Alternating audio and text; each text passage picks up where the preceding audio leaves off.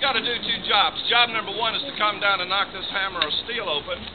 Job number two, it's got to shave a little piece of steel off this thing, which forms a spark. The spark should fall in the pan, powder should start to burn, and what happens is fire burns through that little hole that you saw and sets a powder charge off and kicks the musket ball out the end of the barrel. Now, this weapon has one big problem. It's smooth bore, which means the musket ball doesn't spin. The inside of this barrel is just as smooth as the outside, so when that musket ball comes out, it's sort of like a pitcher's knuckleball. It just wants to wander all over the place, and that means at 80 yards I have about a 50-50 chance of hitting a human target, even if this thing is aimed right at it. Now, we have men on the frontier who are called frontiersmen. They're riflemen. They fire rifles.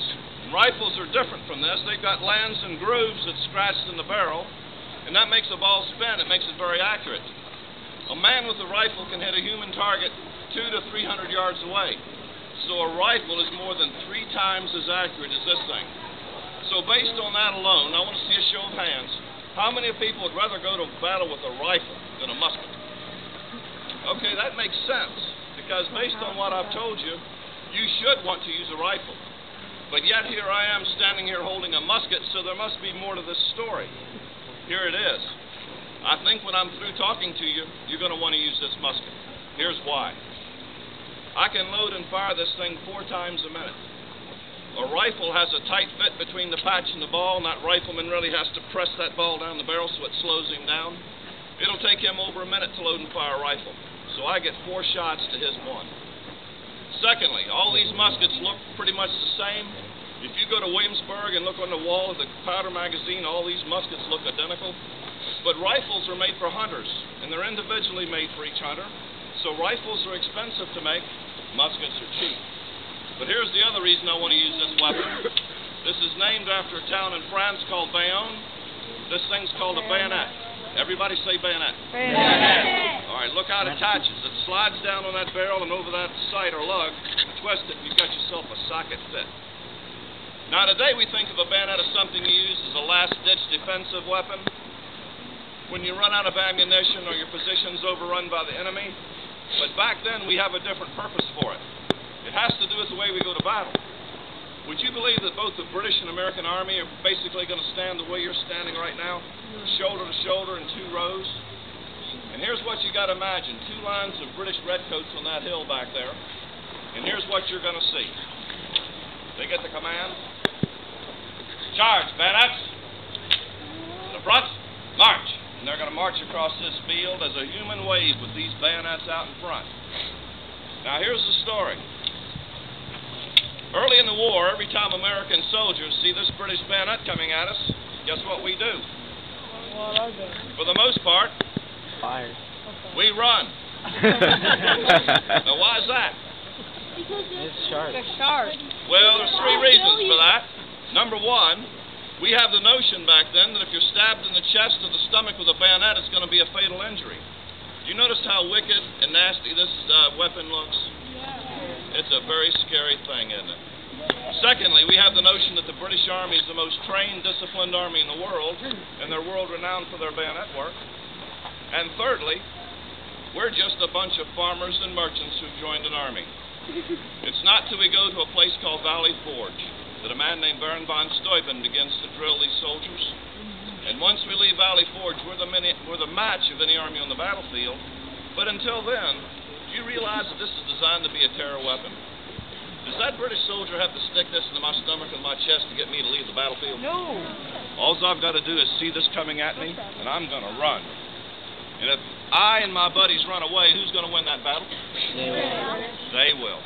So you see, this is designed to be an intimidation factor, and that's the reason we can attach it to a musket.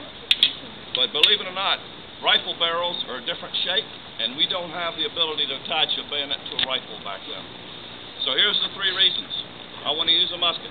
It's faster loading, it's cheaper, and I can attach a bayonet. So I want a show of hands now. How many people would rather use a rifle?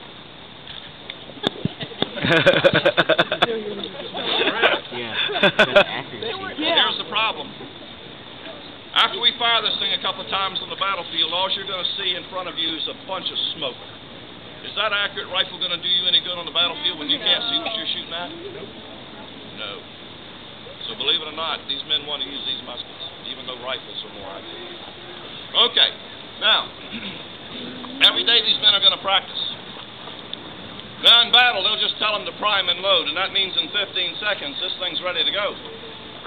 But remember now, for practicing, we're standing close together. They want to make sure we do everything in a very precise way. What I'm going to do now is step back and show you what these men would practice every day getting ready for battle. You'd have seen this here at Yorktown 227 years ago. And by the way, you're seeing it again today. Here we go. Imagine two long lines of men. They stand very close together. So I'm just one of many out here. And the first command we get from the officer is, half-cock firelock.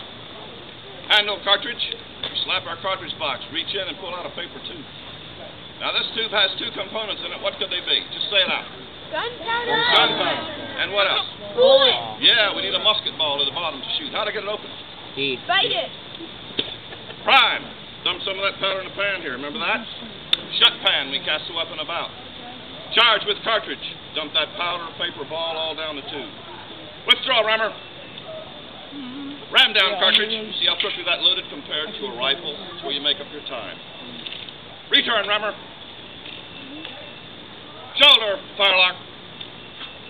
Now, when these officers look down these rows of men and sees everybody like this, that's an important signal to the officer. What's that tell him? You're ready to go. Ready to go, okay? Now, you got to imagine two long lines of British infantry marching across this field with those bayonets down.